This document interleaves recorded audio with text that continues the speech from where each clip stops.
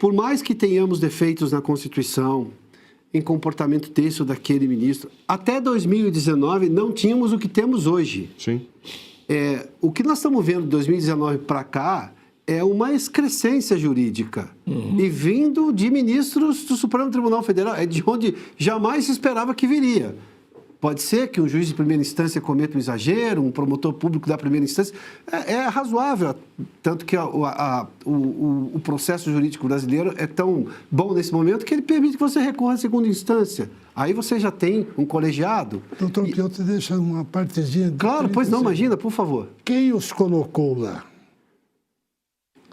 Quem é que escolheu esses ministros que hoje comprometem tanto a imagem do Supremo? A maioria foi indicada pelos governos do PT, mas todos aprovados pelo Senado da República.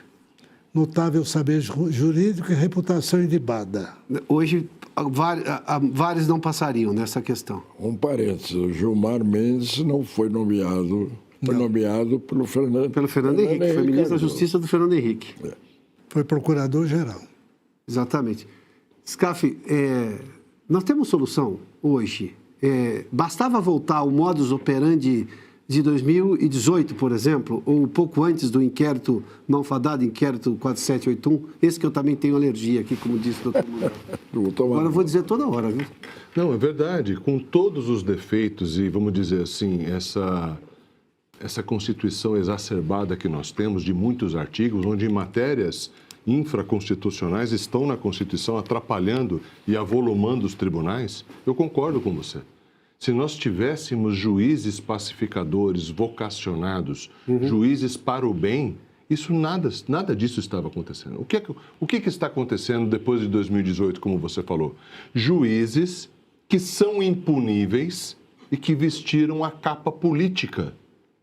Então, essas decisões, por exemplo, contra a liberdade de expressão. Sim. Né? O mundo inteiro investindo em tecnologia, o mundo inteiro avançando, o mundo inteiro progredindo. E o Brasil discutindo liberdade de expressão, onde a Constituição, o que ela não prevê, não cabe ao intérprete fazê-lo? Se a Constituição é absoluta na liberdade de expressão, por que isso se discute? Por que isso virou pauta? Porque isso é pauta política.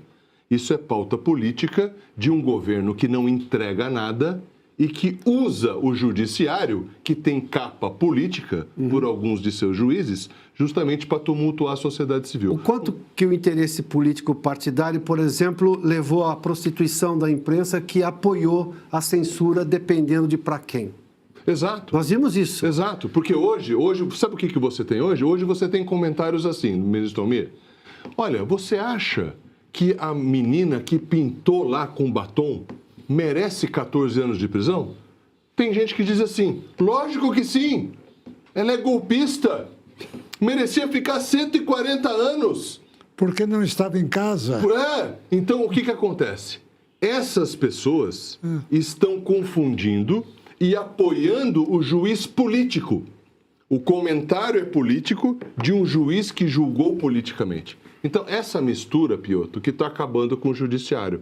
E aí o que acontece? 99% do judiciário, que é vocacionado de juízes bons, de juízes que sabem o que fazem, que aplicam a lei, que estão lá por causa de vocação, estão de boca fechada. Onde estão os presidentes dos tribunais, federais e estaduais? Por que eles não se manifestam? Né? Por respeito à hierarquia? Onde está a OAB? Okay. Onde está a OAB? Exato. A OAB, por exemplo, é uma entidade que tinha que estar à frente disso. Olha só, é a maior entidade civil do Brasil, faz parte do ordenamento jurídico, não tem um centavo de dinheiro público, tem liberdade total e independência de oratória, né? Está na relação trilateral do poder, não existe justiça sem a presença do advogado, e você vê uma OAB federal hoje surda, muda. Uma OAB federal que sequer aplica a democracia dentro dela. Cega, surda e muda. Posso fazer uma observação? Pois não, doutor. Exatamente o inquérito, sim, que eu tomei nota, mas falho me lembrar, o inquérito é usado até hoje para amedrontar todo mundo. Sim. Veja que E ainda o Alexandre já colocou já fez processo, já aplicou esse decreto a pessoas recentemente. Sim, agora, ao jornalista do Maranhão. Ainda essa história. Isso cria uma certa cautela. Porque quem é que quer sair daqui, por exemplo, e parar na prisão? Sim. E por um juiz incompetente. Porque o juiz do Supremo agora é juiz de todos? É juiz de um cidadão comum? Isso não me consolaria se eu tivesse preso. Esse é o problema. Doutor Manuel, Hoje é um instrumento de intimidação esse inquérito. Agora, quando eu tenho o Supremo, eu citei isso na abertura, quando eu tenho o Supremo sendo hoje um órgão intimidatório e fora da lei... Já falei demais. É o que nós temos hoje, essa é a realidade. Vamos pegar um ato, tem o ato jurídico perfeito, que os senhores conhecem muito bem, né? Transitado em julgado, depois de todos os recursos. E tem um ato democrático perfeito que, convenhamos, em que pese a lei ser ruim, a lei da dosimetria, era a anistia prevista na Constituição, aliás, prevista e feita na história brasileira com muita frequência, mas ainda assim, houve lá uma negociação, dizem que foi o próprio ministro Alexandre de Moraes quem escreveu aquela lei da dosimetria, para caber, o relator dizia isso, o Paulinho da Força, o deputado Paulinho da Força, não escreve isso, não põe isso que o ministro Moraes não vai gostar. Bom, ainda assim, houve um texto. O texto foi aprovado na Câmara, foi aprovado no Senado. Foi a presidência da República, o presidente vetou, voltou para o Congresso Nacional, tal como prevê a legislação. O Congresso derruba o veto. Houve recursos ao ministro Alexandre de Moraes, já faz acho que quase 90 dias ou em torno disso, que essas pessoas não podem usufruir de algo aprovado no Congresso Nacional com o que eu chamo de ato democrático perfeito.